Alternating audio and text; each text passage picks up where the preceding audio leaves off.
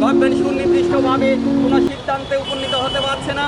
এই অবস্থায় আমরা অল ইন্ডিয়া দিয়ে আপনারা দেখতে পাচ্ছেন যে সারা দেশের নয় ত্রিপুরা রাজ্য যে করোনার অতিমারিতে আজকে ছাত্র শিক্ষক অভিভাবকরা সবাই আজকে পরীক্ষা এবং শিক্ষাবর্ষ নিয়ে খুবই চিন্তিত।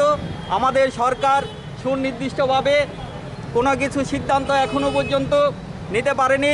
এই অবস্থায় আমরা অল ইন্ডিয়া ডিএসও ত্রিপুরা রাজ্য সাংগঠনিক কমিটির পক্ষ থেকে মাননীয় শিক্ষা অধিকর্তা, সেকেন্ডারি এডুকেশন উচ্চ শিক্ষা অধিকর্তা এবং মাননীয় শিক্ষামন্ত্রীর উদ্দেশ্যে আমরা 3 দফা দাবি আমরা এখানে রাখব।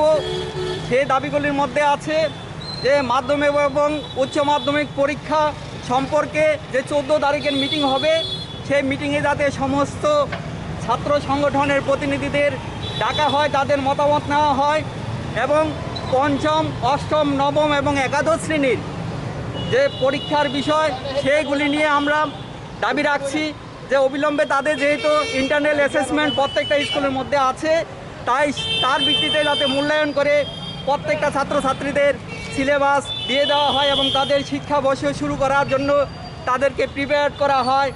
সাথে সাথে আমরা এই রাজ্যের সমস্ত ছাত্রছাত্রীদের যাতে অবিলম্বে বিনামূল্যে ভ্যাকসিন প্রদান করা হয়, সেই জিনিসটা যাতে গভর্নমেন্ট সুনিশ্চিত করে।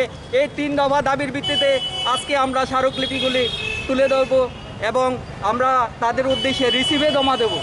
আমার নাম মৃদুল কান্তি সরকার, রাজ্য সাংগঠনিক কমিটির প্রেসিডেন্ট।